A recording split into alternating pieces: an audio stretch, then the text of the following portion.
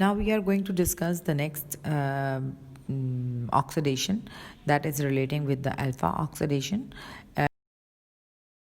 Usually alpha oxidation occur with those fatty acid having branch chain fatty acid, and this will occur in the peroxisome. Alpha oxidation metabolizes branch chain fatty acid, and it is important in the utilization of acids such as phytanic acid. So the branch chain fatty acid, which is known as phytanic acid, chemical name of this phytanic acid is 3,7,11,15 tetramethyl hexadecanoic acid. I have given a structure of this branch chain fatty acid. This is composed of alpha and beta, and at the beta position, if you see the structure, there is methyl group, and at the 7th position again methyl group, and then at 11 and 15 position methyl group. Basically, methyl group is producing hindrance in the beta oxidation.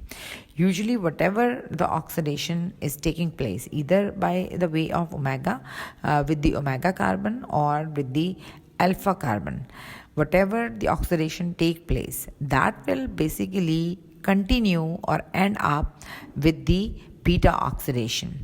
So for the initial or for the initiation of the reaction of beta oxidation for branch chain fatty acid, alpha oxidation will take place first.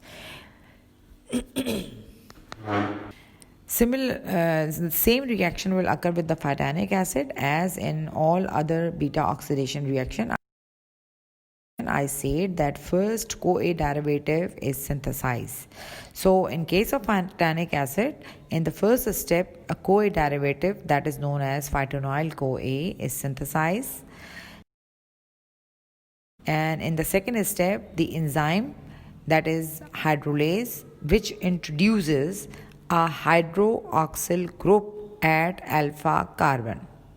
So it is introducing a hydroxyl group at alpha carbon. The new compound is known as alpha hydroxyphytonyl CoA.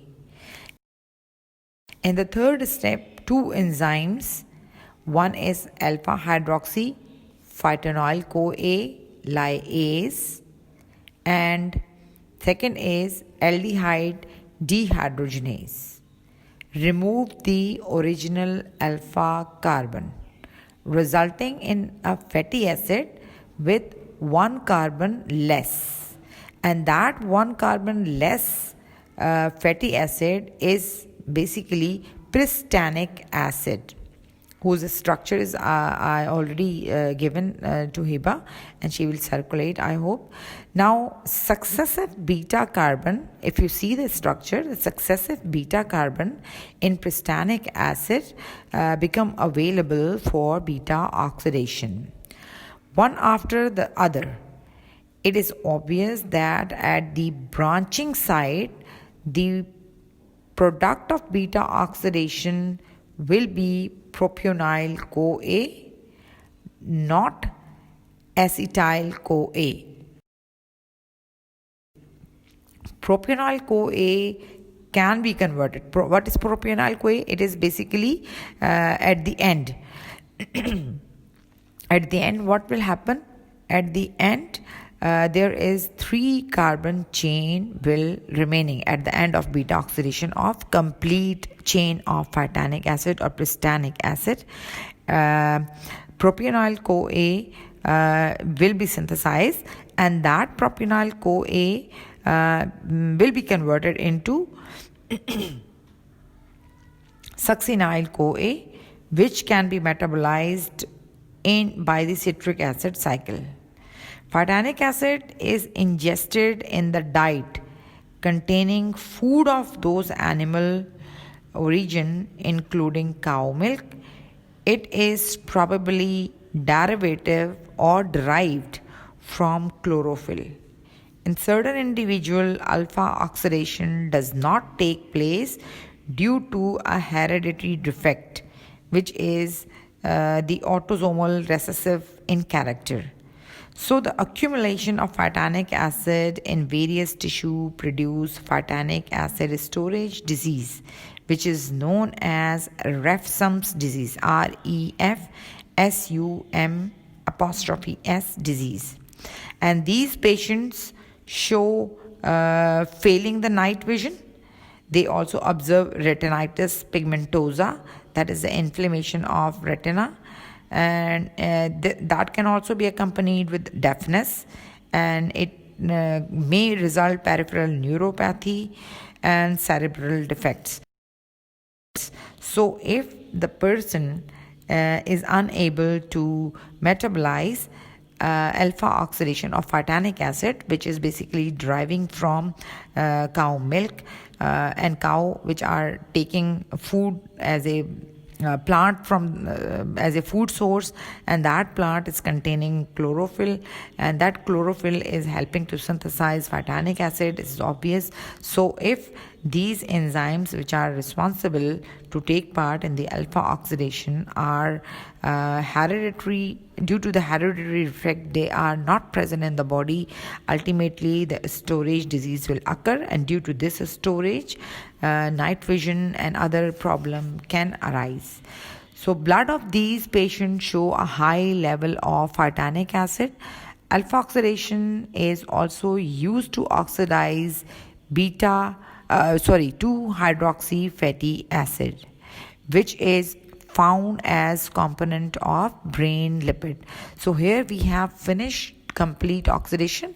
I discussed with you about the beta oxidation, which is important, and almost you have seen that in all type of oxidation, either omega, either alpha, in all such type of oxidation,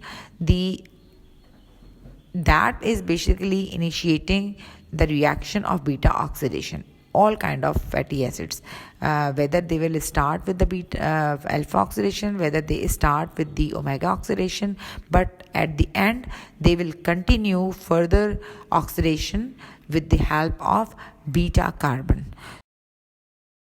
So it is obvious that beta oxidation is very important because it is helping to convert initial mechanism for the alpha oxidation, and for the omega oxidation will be initiated to convert the component in such form that will participate in the beta oxidation reaction.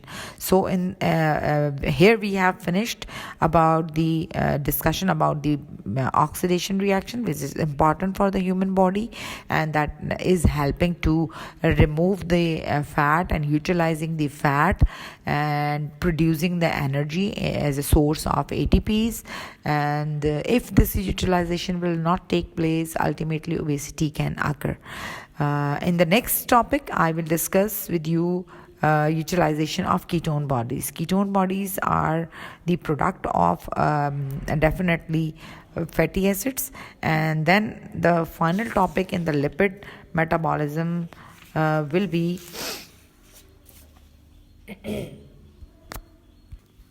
and next one is the bile acid and bile salts. So two topics are remaining in fatty acid, which is relating with the utilization and formation of ketone bodies, which are the product of fatty acids, as well as bile salts and bile acids. Bile salts and bile acids I will discuss with the reference of cholesterol. So before starting bile acids and bile salt, it is necessary that we will discuss the synthesis of cholesterol and the importance of cholesterol, as well as the role of cholesterol in the body, that how it is synthesized, what is the function, and what will be the ultimate metabolism of cholesterol.